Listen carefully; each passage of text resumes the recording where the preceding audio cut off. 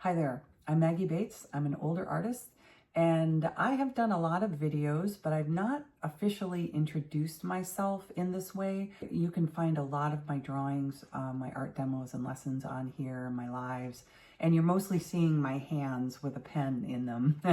So here I am. I want to share how I got where I am today at 64 on YouTube as an artist, trying to build my following. So I'm going to give you a couple marketing tips at the very end of this.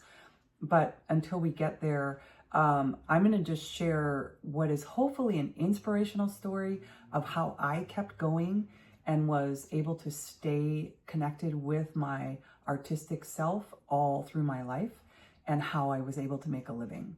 So let's get into it. If you are in this for the long haul, it's a curvy road. So let me start at the beginning. You know, when I was young, when I was in my 20s, I went to school for a little while and I dropped out for college. I dropped out because I wasn't committed to the program I was in. I couldn't get in the program I wanted.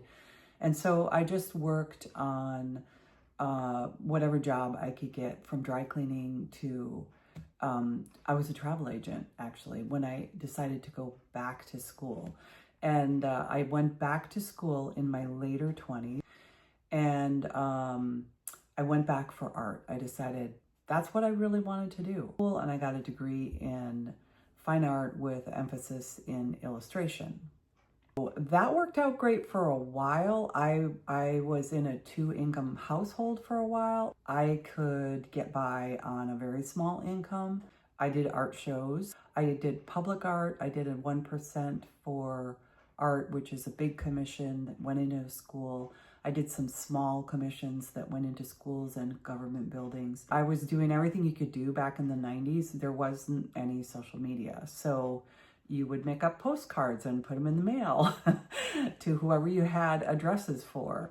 You know, you would put up flyers. So that's how I got the word out about myself. Then I found myself in a 1-person household with a child. And so that was me that was going to have to pay for that household. And so it kind of changed my trajectory dramatically in that moment. I decided to go back to school one more time. So I'd gotten the degree in art, but I wasn't making enough money. So I went back to school one more time and got a certification in architectural drafting. I thought drafting is a very practical use of my drawing skills. And that actually led me to what has turned out to be a pretty good job. I had to start at that job at a pretty low wage. In 2004, I was being paid $11 an hour, and I would do art on the side. I drew patterns for a stained glass artist, and then I also started doing some drafting on the side.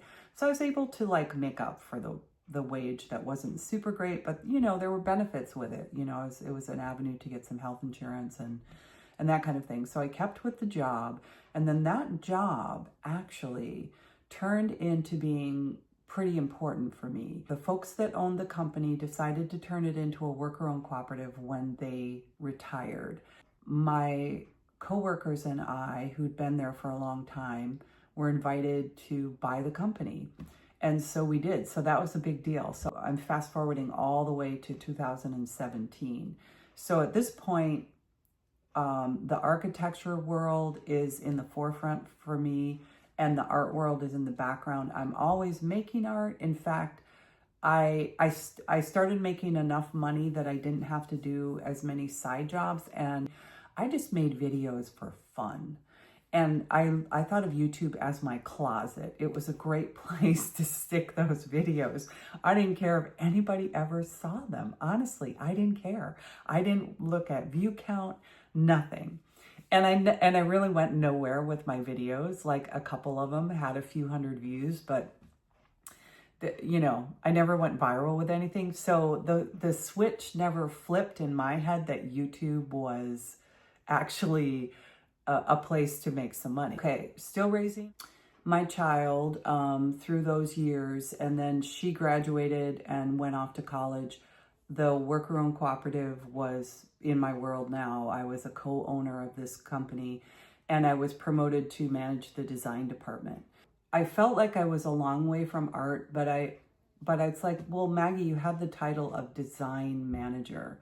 So yeah, you're not making videos for a living. You're doing that for fun, but there is something about your personality, your ability to understand aesthetics and how people respond to them, understanding line, color, balance, flow, lighting, all of that is all part of or overlapping with things that you do in the art world. The parallel life was art on the side and architectural drafting and design as my main gig. I was getting to work with architects, engineers, carpenters, all different really interesting, talented people, and I was learning so much from all of them. And I still am. I'm still doing that to this day. And in the process, I had to up my skills. So I became a certified passive house consultant, a sustainable home professional. Like I went and got the certification so that I was giving really solid advice to the people that I was working with in the public and then my coworkers. And I was supporting the work of architects, interior designers. They're on my team. And so I really had to be on my game. And it really didn't have anything to do with art, but it did have a lot to do with design in general. If you think about our lives as everybody's got a pathway to expression some way, some people find that through how they design their living space.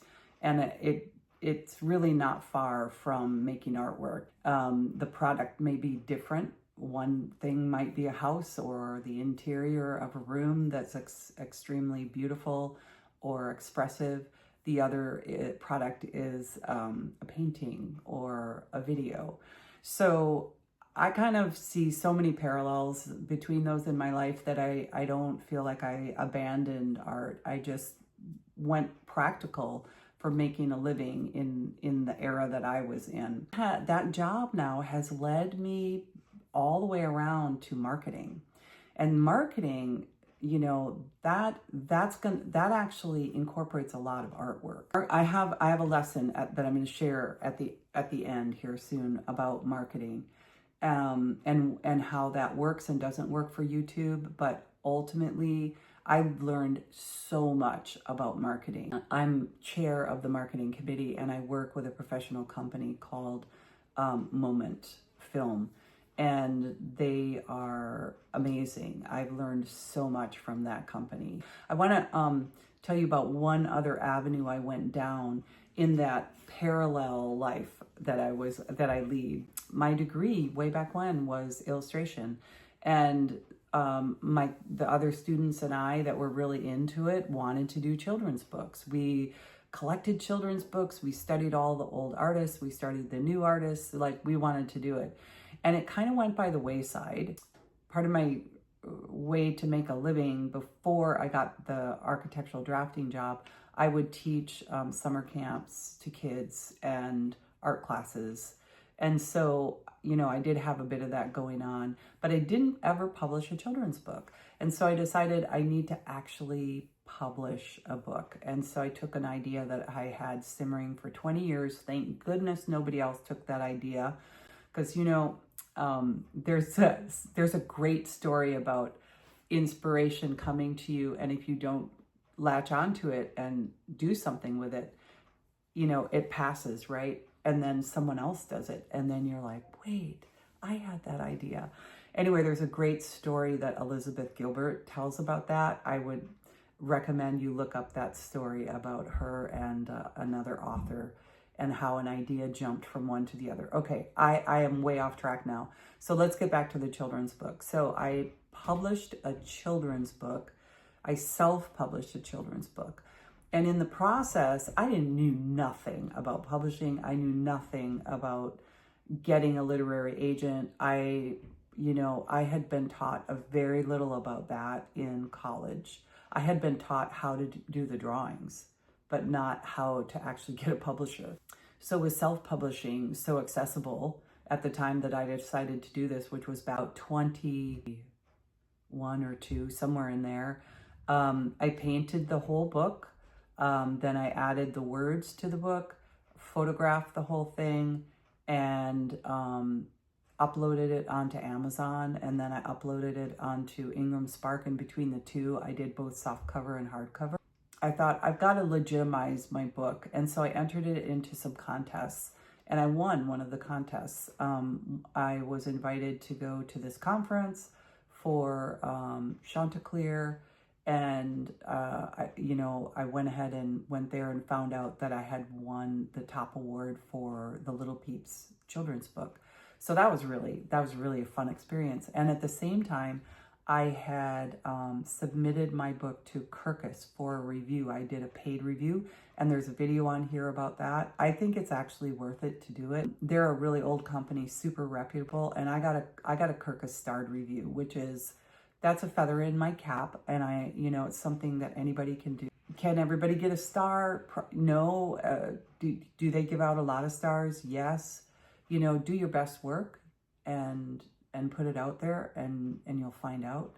But watch my video if you want to learn more about that. So that sort of is a parallel thing that's going on with my day job, is children's book, and that's what led me to all these socials. I'm like, okay, I've got to get my book out there. How do I do that? So I ramped up on all of my socials. So I just started fresh. I made a separate channel that's just dedicated to my artwork, and that's what this is.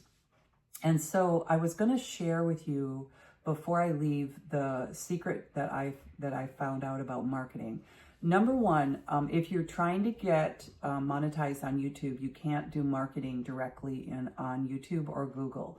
I learned that the hard way. But if you get views based on an advertisement that's on YouTube or Google, it won't count towards your watch hours.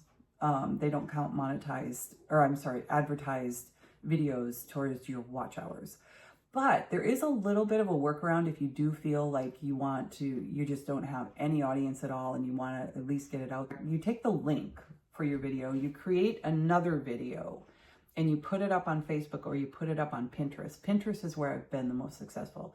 You put a video up on Pinterest, and then when it has you filling out all the details for that video, which is not a YouTube video, it's just a separate video, it'll say connect to website. Well, you can connect it to your own website, or you can connect it to a YouTube video, and it'll send people to the YouTube video. And I actually have done that, where I've promoted something on Pinterest, and people will click on the video. They like the video, right? So then they click on the link to learn more about that video.